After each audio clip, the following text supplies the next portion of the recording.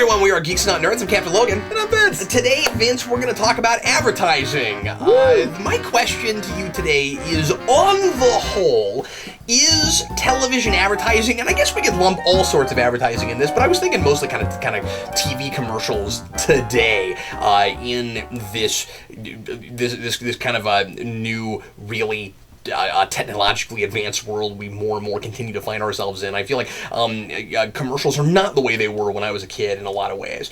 And, of course, where we find them is not even always in the same place anymore. Now that the same commercials that you see on television pop up also, like, in YouTube videos and stuff like that. So my question to you today, simply, Vince, is, are commercials now, on the whole, effective?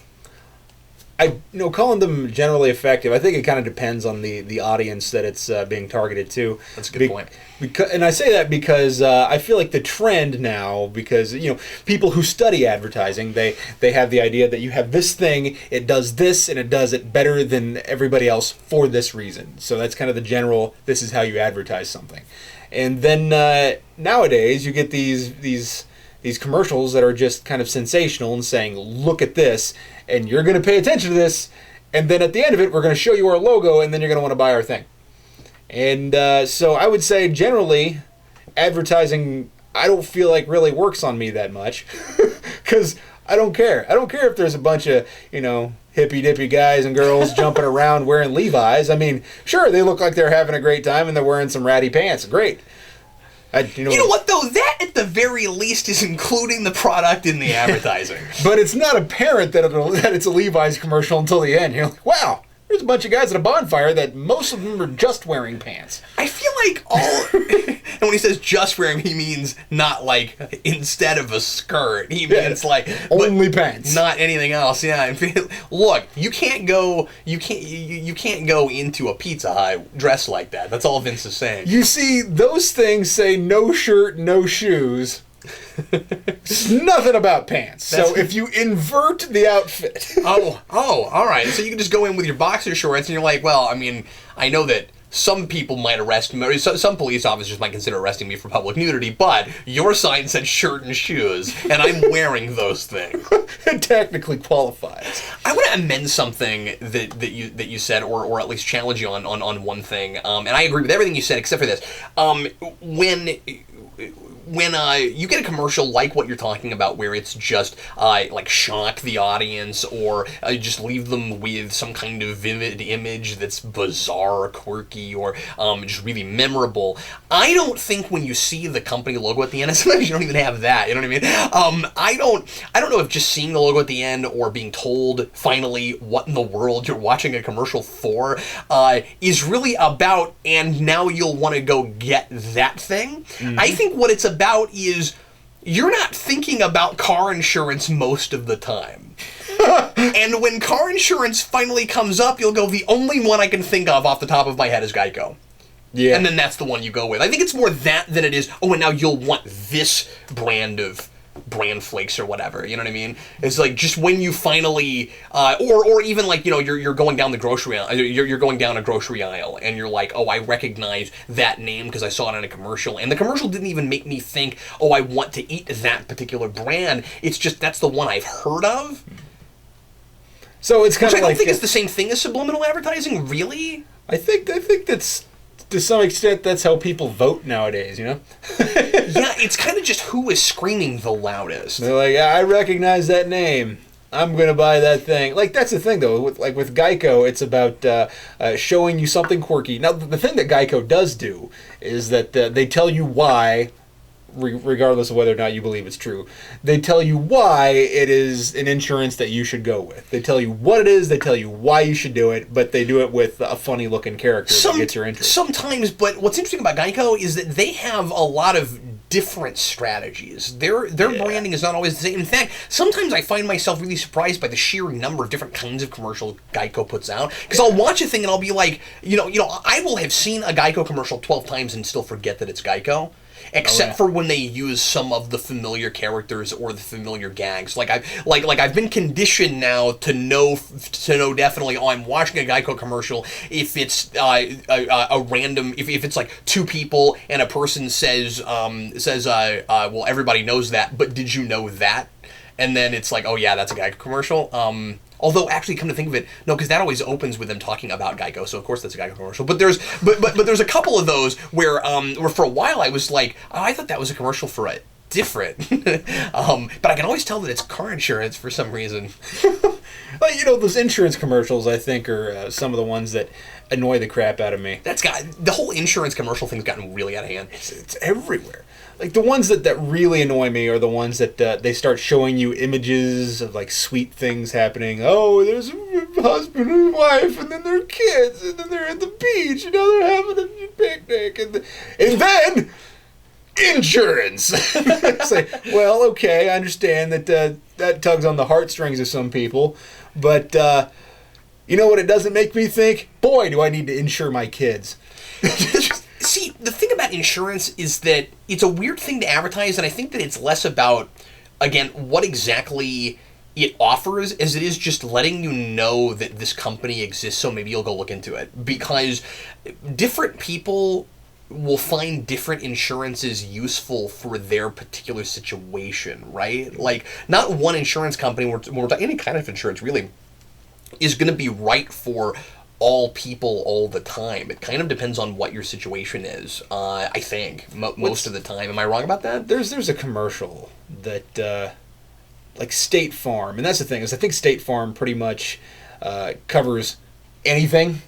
And some of these insurance places, like and what's nice about the State Farm commercials is that they'll tell you the specific things that this commercial's for. Yeah, and I think you have a point. And they're a little bit no nonsense about it, but again, you can't. And people are gullible, but you can't trust a commercial. You have to go look into it for yourself. So I mean, if they make a claim, if they make a claim that they claim to take offer that they offer this certain thing, you still have to kind of look into it and make sure. And you're going to have to speak directly to a representative before you can be sure that what they're claiming they offer even applies to you.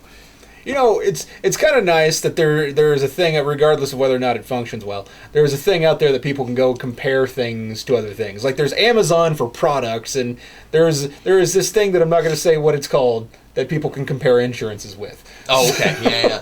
I don't want to get into any political blah blah. All I'm saying is that I like the idea that people can compare things against one another, and I feel like when I go and I see a commercial, my initial thought, unless it's told me exactly what I need to know, that can, if they are lying, then that is legally problematic. That's true, but you can leave stuff out, or you can say, we offer this, and then you can call them up and find out, well, yeah, they do, but it doesn't apply to you personally. You know what I mean? So, regardless of, you can get fraudulent claims. You can get or half truths. You can get taken to court for slander or whatever. As we learned from J. Jonah Jameson and Spider-Man, if it's in print, it's like but I'm just saying that, anything like that, I think you have to look up. Let's get away from insurance for a minute. And just talk about this a little bit more generally. More and more, I find I'm seeing commercials for all kinds of things, be it for fast food or for just really all kinds of things. A lot of food stuff, a lot of sodas and things like that. But also just random things that aren't even things that I would need to buy, that I would even think about buying. That you don't even know what you're looking at. You know what I mean? It's just a commercial that's just puts a bunch of really weird, bizarre images on a screen, or has a really irritating soundtrack or whatever. And then when you finally again, those seem to be about trying to keep you'll take it with you.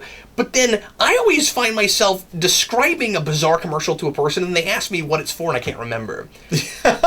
That's not effective advertising. Cap and I were talking about this a little bit before, and I said, I don't really remember what the product was, but this nudity thing I think sounds pretty good. That's all I'm saying. It's these beautiful people being half naked. It's a thing I can get behind. What was the commercial for? Vince. No idea.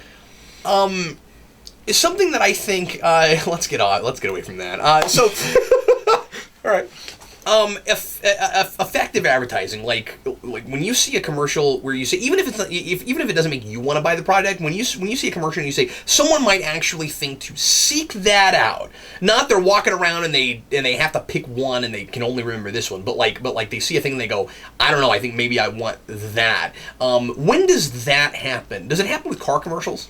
I feel like, well, with car commercials, I feel like it's kind of more the prestige of the car that sells it more than the actual car commercial itself. So I think that especially with major purchases, I think that looking and seeking out particular things are going to be more with smaller purchases. But these major purchases, you're going to go seek out things based on their specifications rather than how they sell it. Yeah. So, but I'll it's go interesting pick that out. you hear more actual specifics in a car commercial than you do anywhere else. That's maybe there's something to that there. Maybe that at least leads you down the correct path. I mean, because fuel efficiency has been a big thing for a little while. That's it. Yeah, that's a great point. So Sure. I mean, and then amenities and stuff. What I'm seeing a lot with car commercials right now is cars being sold both on they almost drive themselves and then the opposite of that. There are, and I can't remember for what cars, but there are two commercials out right now. One is like, this car practically drives itself, and the other one is, the good thing about it is that you're still in control. I think that's really interesting. I think they should put those two commercials together and just confuse the crap out of the entire audience. Well, that just means there's an autopilot button or something. Because, I mean, what does this even mean? This car practically drives itself, and you are still like, yeah, you're still in control in both cases, and those practically do drive themselves. You don't have to muscle the wheel. Well, that's true. I mean, those are my words before anything. But I think what it is though is that it's selling it on simplicity. It's like you don't have to worry about these irritating new bells and whistles if you just want a good car, and it's still sleek and it's still expensive. But, maybe they're they're advertising to an older audience to say that there's no buttons and hoo-ha that you need to play with. And you're in control. And have you noticed that when you compare it to other things, other sorts of commercials that we're talking about, that most car commercials seem to be the most down-to-earth commercials. Yeah, I mean, a lot of the time it's just pretty shots of something driving. Yeah, and then explanations of the specs. Like, what we remember about those commercials is the pretty photography and the fact that there is a deep, soothing voice in the background, but we don't usually think about what the voice is saying. A lot of the time, the voice is telling you everything about the car. Mm-hmm. You know what I mean? And obviously in a really like showmanship kind of way, but and I'm not talking about like local commercials where it's like, our prices are low. I'm not talking about that.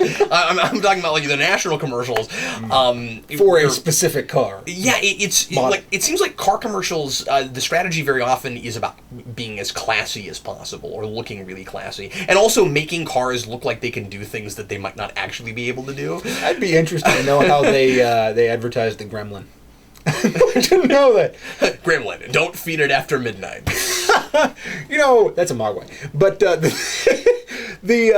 the point you just made, I think, is interesting. Like, these cars can do things that they can't actually do, which is kind of the flip side of the commercial. When I think of car commercials, I usually think of the pretty photography and driving around. But they also have these things where, like, the Ford Fiesta can do these loop-de-loops. And I kind of go, well, sure, that little car can cook, but I doubt that the things that are inside of that car are inside of my car. What always cracks me up, and I don't see this in a lot of commercials, but is when somebody brags about how fast their car can go, and I'm like, and where are you going to take it to go 220 miles an hour? I'm going to go to Germany. You see all these commercials. you see, I'm going to take my Fiat to Germany. you see all these commercials for these car commercials that have these off-roading things and stuff, and they say like this was done on a closed course and don't try this at home, the fine print. And I was like, where can I buy one of those closed courses so that I can do that with my car? But anyway, a point I was going to make about the whole car commercial thing is that I don't feel like car advertising has changed much. Yeah. Like, I feel like the kinds of commercials that I see now, for the most part, and sometimes you'll see things that are more out of the box, but I feel like a lot of it's still a lot more straightforward, and it's much more about it's not that kind of like weird nonsensical thing. It's just here's the product. Do you think everything should be sold that way? Do you think that? And I'm not, and I don't mean to hold up car commercials as the gold standard, because clearly there can sometimes be issues with that where again, a car will look like it's that it can do things that it can't do, or sometimes, or it's sold too much on like this car will make you cool for your friends. Like we still do that kind of crap, right? You know what I mean? We don't sell cars as much on with like really hot models and stuff anymore, just because it's not as PC as it used to be. But or it's not. They do in magazines. We're worried about PC than we used to be. But yeah, yes, but not as much on television. Anyway, I digress. The point I'm making is, or the question I'm asking is, do you think that all things should be sold that way? Do you think that effective advertising is always straightforward advertising? Well, one of my favorite commercials, or lines of commercials that I don't know if it's still around. I haven't seen one in a while, but Jack Link's commercials.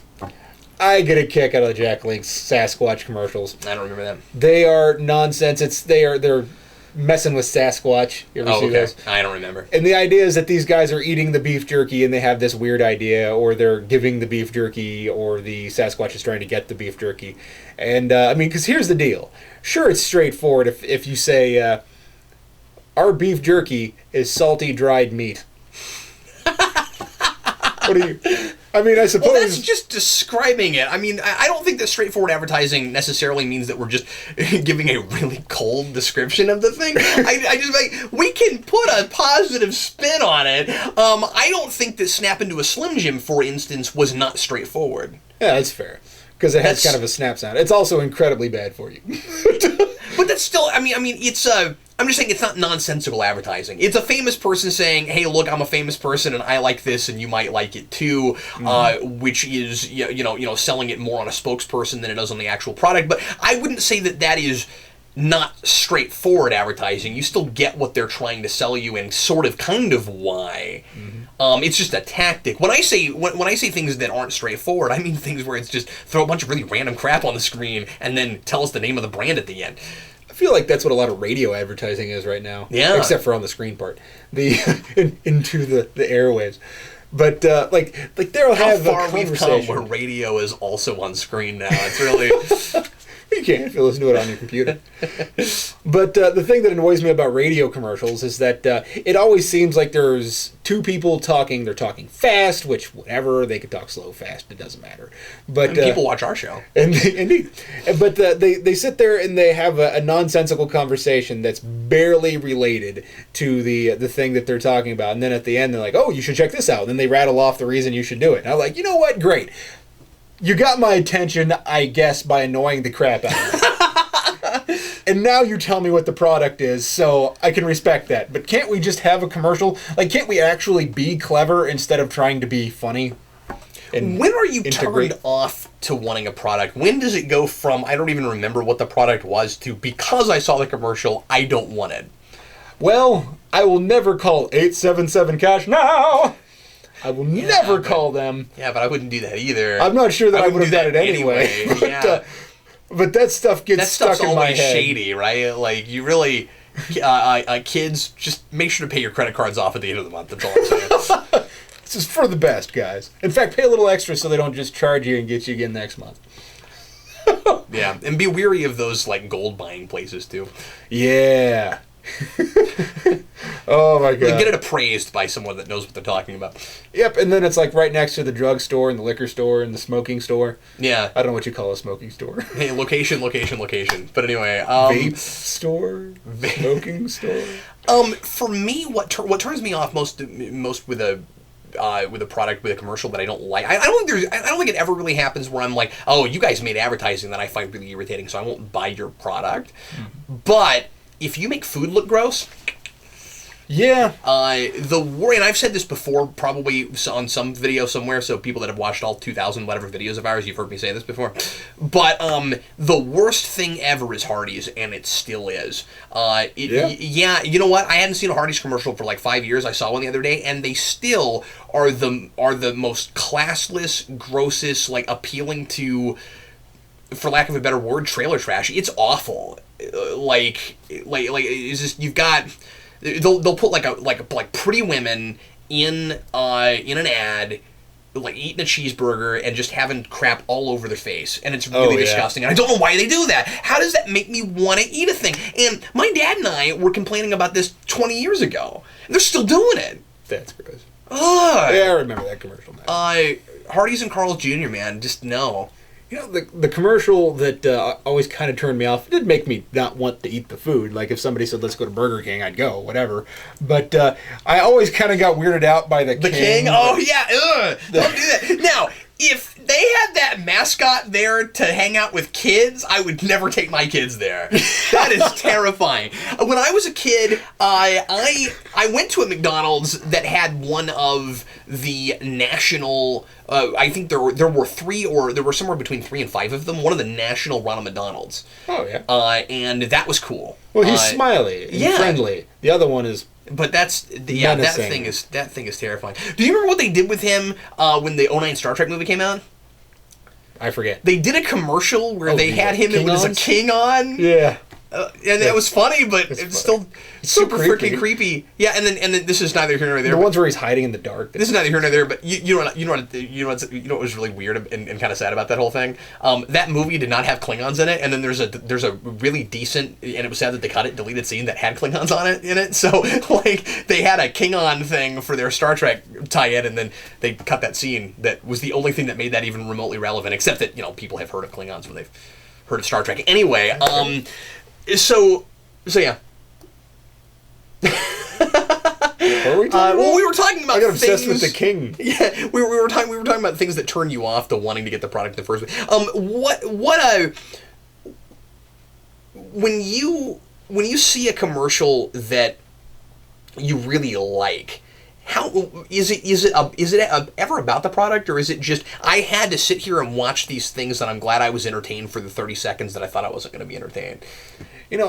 I think that I don't watch the Super Bowl because, one, I don't like football, and two, I don't care about the commercials because so much of the time they're just overblown. Yeah. And they're not. When I was a kid, that was a lot of fun. I don't care anymore. And also, the best ones rise to the crop, and you see them on YouTube the next day. Who cares? Yeah, and there's like 3 or 4 out of 40. Like they advertise stuff that I either don't care about or it's and that's the thing though, is that I feel like they're trying to appeal to people who would use a particular product. You know what? Everybody needs food, sustenance of some kind, even if your stuff is terribly unhealthy. They're essentially trying to say, hey, come out here and try this. But you know what? Yeah. If I don't necessarily want to try your thing, so you got to convince me that it's worth trying if it looks kind of nasty initially. I mean. And, I'm willing to try, like, zucchini cottage cheese flakes. I don't care, whatever. I love zucchini, by the by. I'm not too keen on cottage cheese. But it's okay. It's okay. Whatever. But that's the thing, is that you got to advertise it in a way that I don't understand why we have to advertise things like eggs. Like, you know what I mean? Are there nobody eating eggs? Yeah. Or milk? I always kind of wonder. Milk? I don't know why we have National Milk Campaign. I've always kind of wondered why we do that, because milk isn't a thing where there's like competitors. Yeah, It's just milk. There's different brands, but apparently, to my understanding, somebody told me this the other day that Coke has started making milk. Okay. It's not Coke milk. There's another name for it. Thank God. Apparently, it's not terribly cost effective. Vanilla Coke now with 100% more milk. This is the worst Coke I've ever had. Carbonated milk. You wait. We've tried everything else, man. I mean, I don't know. I haven't tried that. No. That's not what I mean. I don't mean you and I personally. I mean that, like, we live in a day and age where it seems like everything that's never been tried, people are trying in brands, like in consumerism, and it's like it doesn't matter if it makes sense anymore. It's just, here's a thing nobody's put together. You know what I mean? Let's put together corn chips and Twizzlers. Here we go. Twist chips. Cornslers. Twizzly chips. I tried Twizzly chips. Twizzly chips. Sounds good. It's just a Dorito that just does this. It's a spiral staircase Dorito. Speaking of Twizzlers, that's another thing that gets my goat. The thing against Twizzlers? The fat-free food thing. Yeah. I know you don't like that. Sure. Well, that's about false advertising. That's a totally different technically subject. It is fat-free. Yeah. But it's also not good for you. I mean, You did a rant about this just last week. Well, that one was about Bush's baked beans. Yeah, but then, as an aside, you did this rant. I might have. You did 4 rants last week. That's why I told you. That you did all the rants already. You did them all. Oh, no. You are, Geeks on Nerds is rant-free at this point. Actually, it's not rant-free. We just repeat all our rants. Oh, my God. Anyway, I'm sorry. You're welcome to continue. But, heck, I have no idea what I was talking about. Because that's the thing, is that this half-truth thing is what gets me. That's something that turns me off, that I will probably never go out and buy Twizzlers because it says on the bag, fat-free. And I just cannot get past that. I look at it, just get upset. I just get so angry at it. It's like, let's not pretend like candy's healthy. We know candy's not healthy. Just eat it in moderation. It's all right. Yeah, no, shove it in your face. I don't care. But let's not be shady about things. This is one more thing I wanted to talk about real quick with this whole thing, and then I think at the end of this we should give final thoughts and try to answer the question just in an overall sense. But one thing that people I look at a lot is you got these really giant corporations that have existed for decades and decades, and some of them over a century. And the question is always, why does Coke need to advertise? Why does McDonald's need to advertise? And the thing is, they still have a lot of competitors. There's still reason for those things to exist, because you want to just keep it in the minds of people. They know it's there, you know what I mean? But it's more, McDonald's is so recognizable. Like, let's go to something I like a lot. Mountain Dew. So many people drink Mountain Dew. But if I'm watching a TV and I see a commercial and Mountain Dew comes on and I'm thirsty, well, that's my favorite drink, so I might go get Mountain Dew. You know what I mean? Like, so there is still reason to sell things to people that are already buying them in a way, if you think about it. And some of that is kind of a subliminal thing. And I guess I don't even want to get into like the ethics too much of advertising and stuff like that, but I don't sometimes mind really being advertised to, because sometimes I'm just reminded, oh yeah, I like that, I haven't had one of those in a while, you know what I mean? And I don't mind that, it's okay. But what I don't get is why, and tell me what you think about this, Vince, because I feel like some of this is maybe just I'm getting older and I'm in that place where I know my parents had to have been about my age, where you look at things that are coming out now and you go, that's not for me and I don't understand it. I'm already to that point. I'm only 30 and I'm already seeing things where I'm like, that's for like 16-year-olds and I don't understand it, and like we're getting that, of course, there's that already in like movies and music and stuff, but it's in advertising. We're like, I'll see a commercial, and there's this commercial for I mentioned Mountain Dew. There's a commercial right now for like a Mountain Dew energy drink thing. That's Amp, and I think that's what this particular commercial is, and it's like all these random characters dancing to really irritating pop music. And like I don't, or like rave type music, and I don't know how that makes me want that. It's just like it gives you energy, and then these weird characters show up, and there's like this, and it's like a. It looks like a college dorm party or something, and it's got like this like tiny guy wearing like a scuba diving outfit, and he's just like, and I'm just like, I don't understand that. Like, I just don't even remotely understand that. My question is, why do we need to reinvent the wheel with the stuff that like has really permeated the culture already, that everybody's buying? Like why can't you just go buy a Mountain Dew? Why did and I think about this with slogans too, why did Burger King ever change their slogan away from "you can have it your way"? Well, because you can't actually have it your way. Well, you kind of can. Can I get an egg on there? Well, for just whatever they have, Vince. But like, why don't you cooperate? All right. But I'll try that. But you see what I'm saying? Like why did that go out of fashion? Like there's just what certain is the Burger things. King slogan now? I don't know. It changes all the time. The king is creepy as heck. And I mean, like I think the whole McDonald's "I'm loving it" thing has actually been around for what, 12 or 15 years now, or longer. Like they've kept that for a long time. Maybe not longer than that.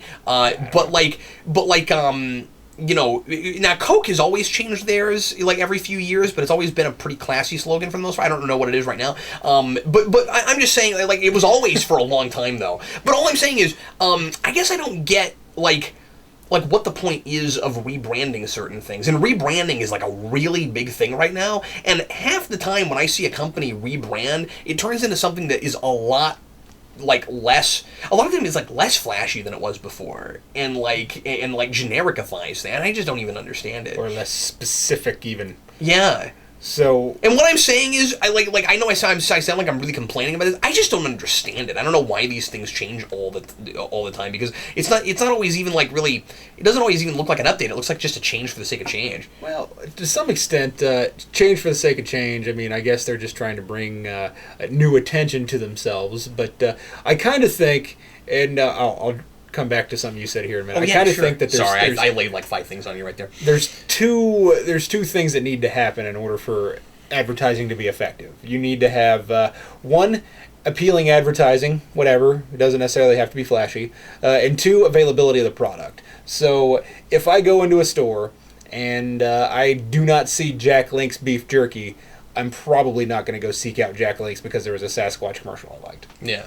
But I might, if I'm at the store, say, "Oh, Jack Link's beef jerky. Here we go." So, and same thing with the sodas. You know, you can get all of the Hee Haw and Mountain Lightning and well, I guess Mellow Yellow is technically a brand, but oh yeah, no, it is. So it's not the same thing. Yeah, that's not generic. But you have these other things that are similar or imitators, and essentially what we're talking about is a caffeinated lime-ish drink. Well, you're talking about the house brands.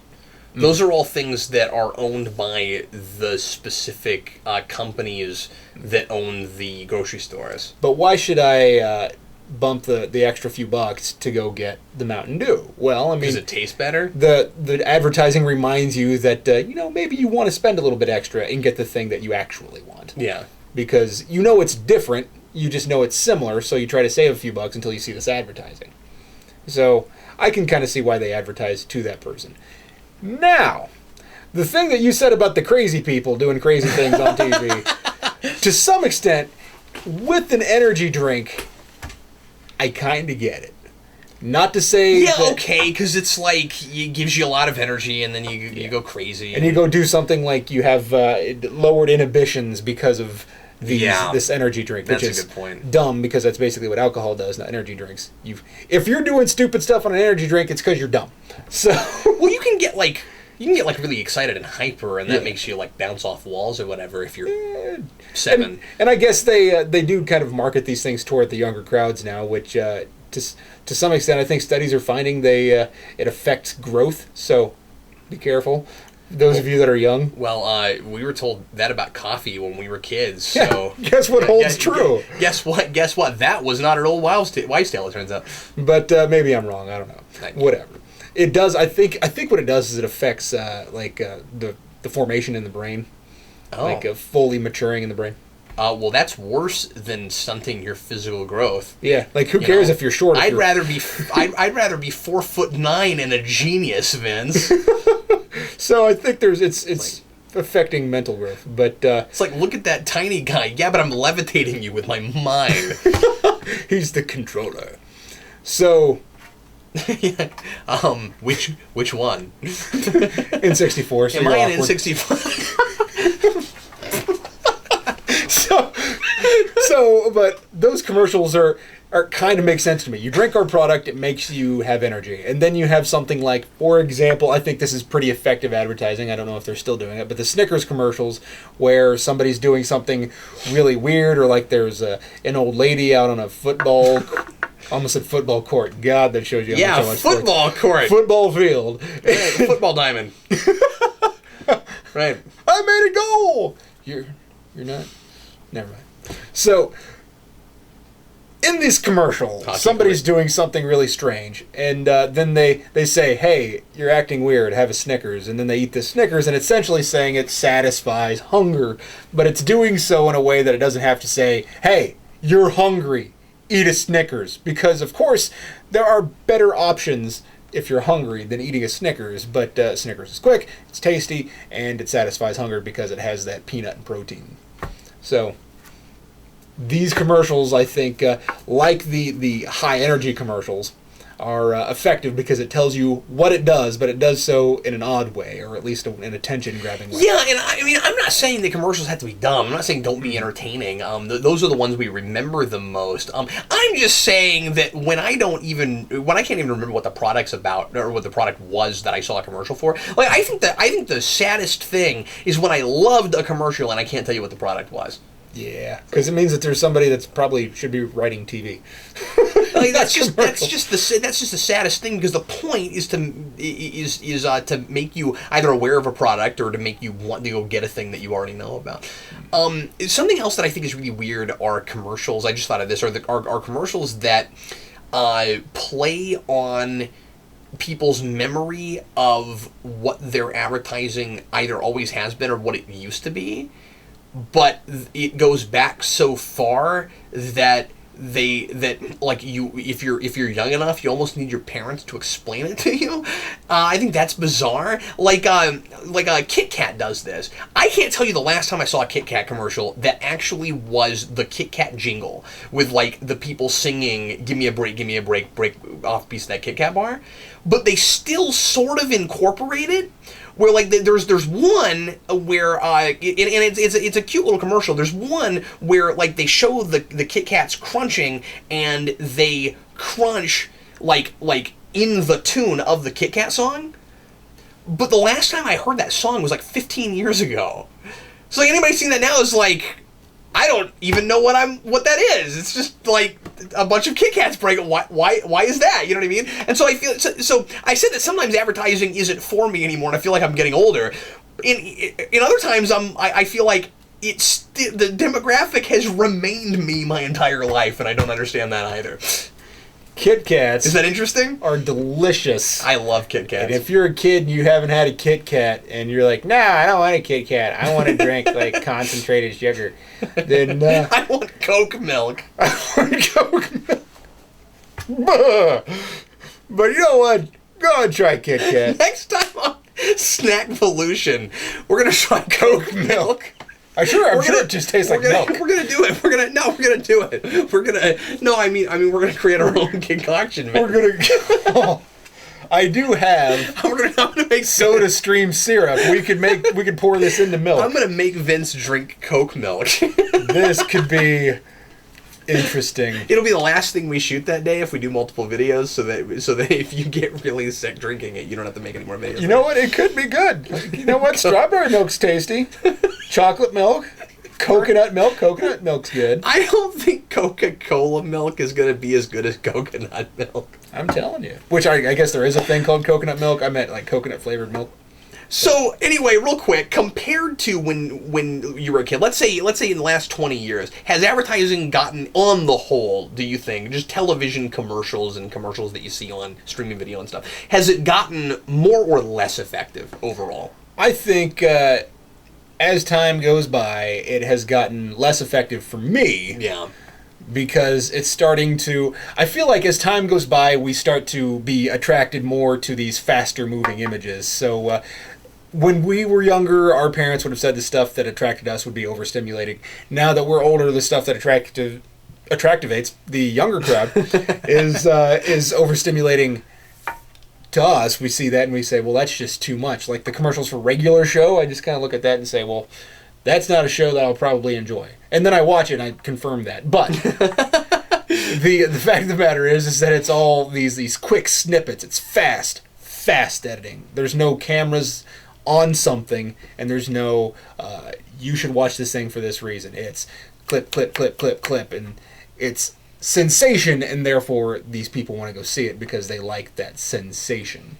Well, and if you think about all the things that are vying for people's attention now, it makes perfect sense that that's a lot of the kinds of advertising that we're getting, because everything you that how much time does it have to really get your attention when we already have such an ADD culture, right?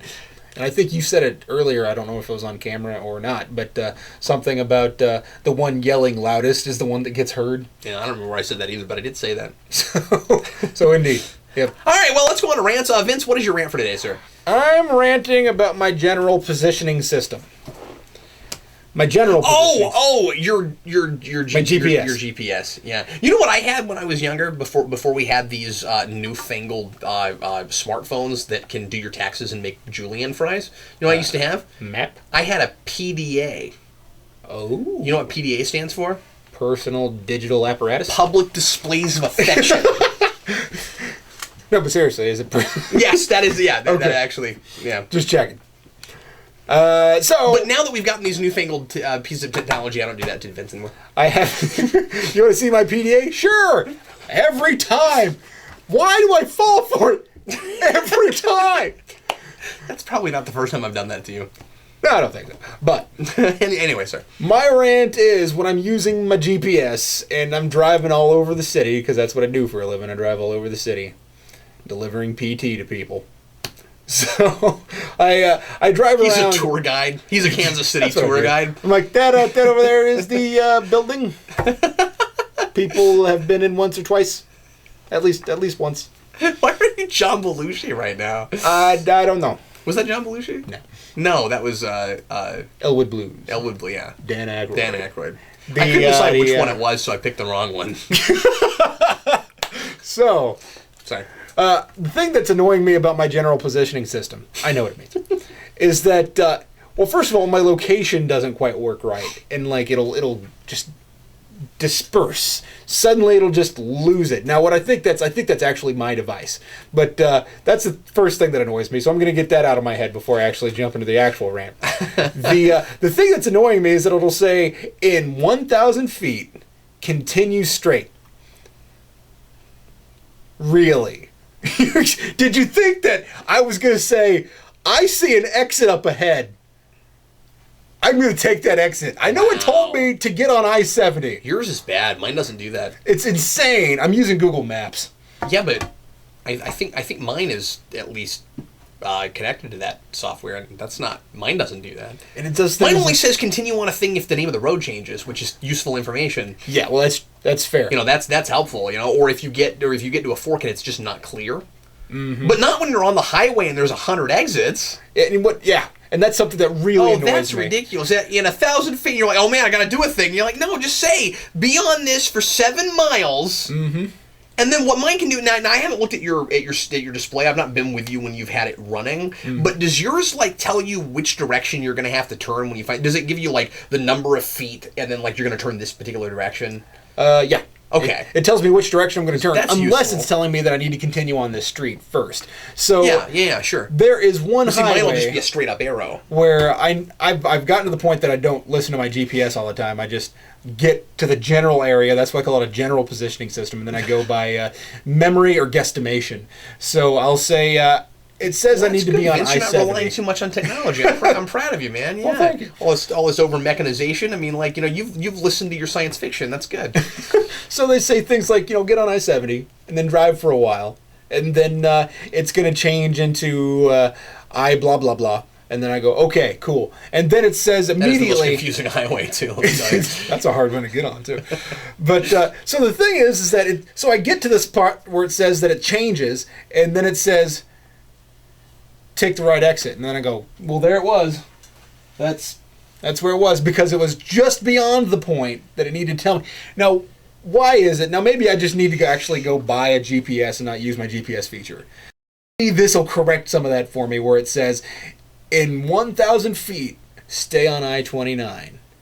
And then take an immediate left, and then I'll say, thank you, GPS. You are a global positioning system. You don't have general positioning syndrome. I just piss me off so much. Maybe I can't say that on. Oh, no, that's all right. It's my biggest pet peeve, because I get lost when my GPS, like, especially when my GPS. Pet peeve, though, that's not a thing you can say on the channel. Oh crap! It really upsets me when my GPS forgets where it is but doesn't tell me. So like, I'll drive past my exit. I'll go like 10 miles past my exit, and then I'll hear GPS signal lost. No! And then I'll have to turn around and drive back, and yeah, eats up my day, man. It's rough, Vince. First world problems, I guess. Earlier today, before we were recording, we were talking a lot about first world problems. And it's kind of funny. You know, Vince, when I lose my GPS, I just walk around for a while and say Marco until it finally says Polo. Mine's quick. Wow, has shipping gotten expensive? And this is a rant I could have done, years ago. But like, man, I can't ship stuff unless I'm shipping media mail now. Like, and most of the things that I ship, I can ship media mail. But man, if I got to ship overseas, forget it. It's getting rough. And there are some folks, some of the folks watching, I'm sure, that are wanting to buy Midwestern panels that live in other countries, especially England and Australian places, that I have not figured out yet what I'm going to do in trying to ship to those folks because it looks like I can't even ship like an 8-ounce package to Canada for less than $20. $20, that's crazy. Yeah. When I first got on eBay, late '90s, early 2000s, it was not that bad, and it's just the inflation for shipping and stuff's gotten insane. Thank God we still have media mail for in the States, or it would be, it would cripple a lot of people on eBay if we didn't have it. It's nuts. I don't know how people afford free shipping. I don't know how the people on eBay are doing that. I assume that it's a lot of the time it's built in the cost, which is fine. I think that's an okay way to go. But as long as it doesn't look like you've really hiked your price up too far above the shipping. But it makes it much simpler. It's like, okay, I'm looking at the price. It's $50. I can kind of work out, is the actual thing worth what you're saying it is with that inflated price because of shipping? Yes, it is. Excuse me. Okay, fine. So I'll go ahead and buy it. But what what I see a lot of the time, Vince, is a thing that's just for the regular price you would usually buy it for, or at a significant discount, and it's still free shipping. I don't know how people afford that. Can you do movies media mail? Yeah. Yeah, the people at post office told me I couldn't do that. I don't know when that changed. Yeah, they said no, it's just ducks, and I said, I think you're wrong, but whatever. Ship it first class. I got places to be. They changed, and you probably spent $8 or $9. Yep. They changed the rules a few years ago.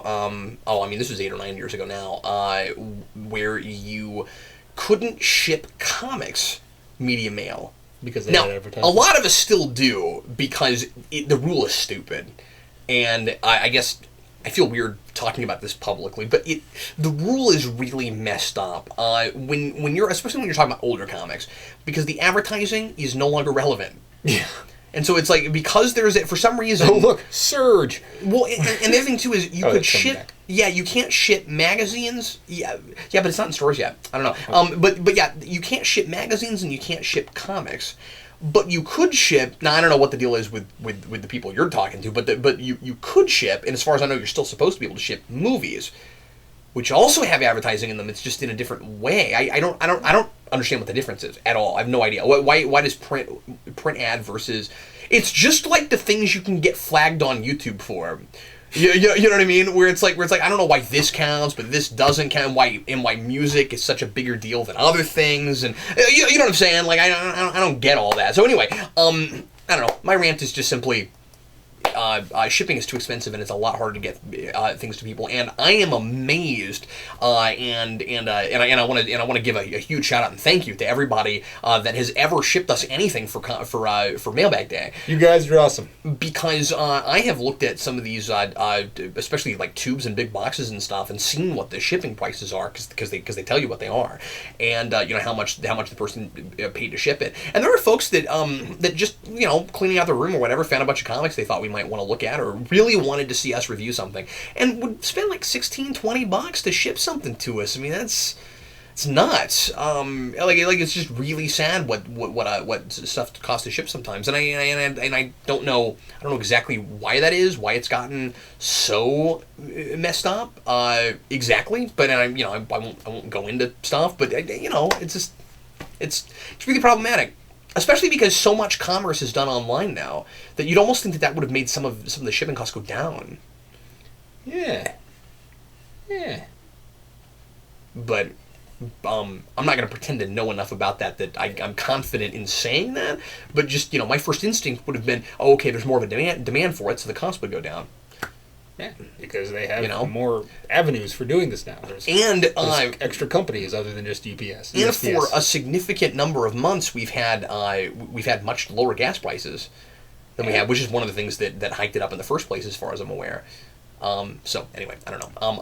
I am admitting to being somewhat ignorant on this topic, but it irritates me that I have to spend as much money as I do to ship things sometimes. And this past holiday season, they had a record number of shipments. Oh, really? Mm-hmm. Well, see, so it's not a service that's being going unused. And even with and I love the service. We never do an I love things rant. I love the service on PayPal that allows you to print off your postage and just put it on a package and then take it to a post office and drop it off. Or there's even a lot of grocery stores now that will, I don't know if you've ever done this, that will, you go, you go up to the service desk and you just, Price Chopper does it too, out here. But yeah, you go, you can just drop it off at the customer service desk, and as long as you've already paid for your postage through PayPal and you've got that piece of paper, on there, then they just put it in the mail for you. Even with that, and that being more and more commonplace, the lines to the post office are still out the door. Yeah. eBay is also now occasionally offering discounts on shipping, so that's kind of cool. Okay, I didn't know that. And they have this global shipping system that is nice. It's not technically global, but well, Vince, they should be doing that since for sellers they take a percentage of shipping now. Yeah, or at least they had been a few years ago. I don't know if they've done away with that, but I doubt it. So I forget how much it was to originally ship it, but I shipped something with $4 off the other day, and I was like, you know what, that's not bad. Oh, were you buying or selling? I was selling. Oh, really? I shipped something with $4 off. That's awesome. And I went to hit print, and it said, you get $4 off with this. And I was like, you bet your sweet bippy I do. I'm taking advantage of that. That's boss, yeah. I don't know if anybody's actually bet a sweet bippy, but I'd like to know what a bippy is. Yeah. Yeah, me too. Well, that's just Vince speak, is vernacular that I'm completely unfamiliar with. That's a Google search waiting to happen. Well, anyway, everybody, thanks as always for watching Geeks Not Nerds. We'll see you again next week with another exciting topic. What do you think about current advertising? What is your favorite or least favorite commercial that's on television at this very moment? I'd love to hear that. Put those in the comments. And also, if there's something you'd like us to talk about in a future episode of Geeks Not Nerds, put those things in the comments as well. I am Captain Logan. And I'm Vince, reminding you to support your local comic book store, even if they don't advertise. Especially if they don't, yeah. Well, anyway, we'll see you next time.